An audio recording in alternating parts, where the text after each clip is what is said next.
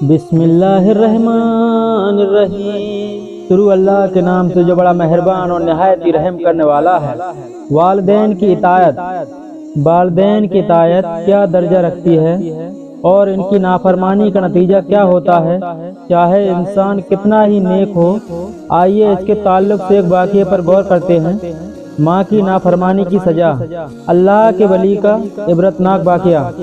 رسول اللہ صلی اللہ علیہ وسلم فرماتے ہیں کہ ہم سے پچھلی امت میں ایک نیک شخص تھے جو اللہ کے ولی تھے، جن کا نام جریج تھا۔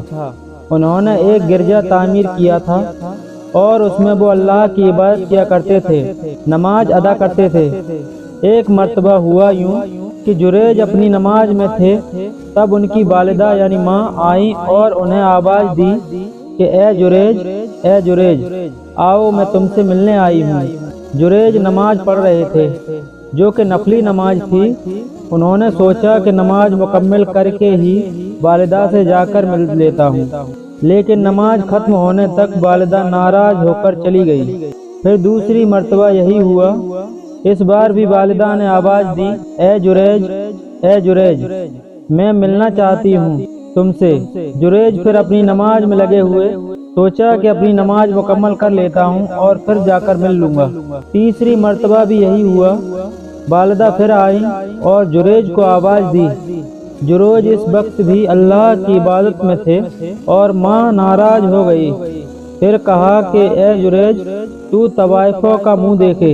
ایسی بددعا دے کر وہاں سے چلی گئی۔ آگے آپ صلی اللہ علیہ وسلم فرماتے ہیں جریج کی جو مقبولیت تھی، ان کی جو عبادت تھی، اس سے لوگ جلتے تھے اور لوگ ویسے ہی جریج پر الزام لگانا چاہتے تھے۔ لہٰذا قوم کے سرپسند لوگوں نے ایک منصوبہ کیا۔ انہوں نے ایک بری فاحشہ عورت کو تیار کیا جو لوگوں سے منہ کالا کرتی تھی۔ اس عورت نے جریج کے گرجا کے باہر ایک چرواہا تھا جس سے اپنا منہ کالا کرتی رہی، جس سے اس کو حمل ٹھہر گیا اور اس سے ایک اولاد ہوئی جو زنا کی تھی۔ جب اس کو ایک اولاد ہوئی تو عورت نے لوگوں سے کہا کہ یہ اولاد جریج کی ہے۔ جب بستی میں یہ بات پتہ چلی تو لوگوں نے آ کر جریج کو بے تحاشا مارنا شروع کر دیا، حتیٰ کہ اس کا گرجا بھی توڑ دیا اور مارتے مارتے اسے بادشاہ وقت کے حکیم کے پاس لے گئے۔ جب وہاں پوچھا تو جریج نے کہا کہ یہ بتاؤ تو صحیح کیوں مارتے ہو مجھے؟ لوگوں نے کہا کہ یہ تمہیں ایک اولاد ہے، تم نے منہ کالا کیا ہے کسی عورت کے ساتھ۔ تو جریج نے کہا کہ اسے لاؤ تو صحیح، وہ عورت کون ہے؟ جریج کی والدہ کی بددعا ہوئی اور جریج کو بری عورت کا منہ دیکھنا پڑا۔ جریج نے کہا ٹھیک ہے، مجھے نماز پڑھنے دو۔ انہوں نے 2 رکعت نماز پڑھی اور اس کے بعد جریج نے اس لڑکے سے کہا اے لڑکے بتا تیرا باپ کون ہے؟ اللہ رب العزت نے اس لڑکے کو زبان دی اور اس نے کہا کہ میرا باپ وہ چرواہا ہے۔ اس ننھے بچے کے بول سن کر لوگوں کو بڑی ندامت ہوئی۔ اس چرواہے کو سزا دی گئی اور لوگوں نے کہا کہ اے جریج چاہو تو تمہارا گرجا ہم واپس بنا دیتے ہیں، وہ بھی سونے کا۔ جریج نے کہا نہیں، سونے کا نہیں، مجھے جیسا تھا ویسا ہی بنا کر دے دو۔ صحیح مسلم۔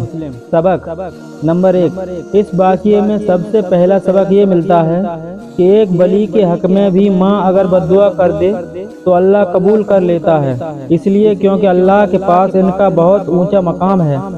یہ دعا دے تو قبول، بددعا دیں تو قبول، چاہے آپ کی خاصیت کچھ بھی رہے۔ سبحان اللہ۔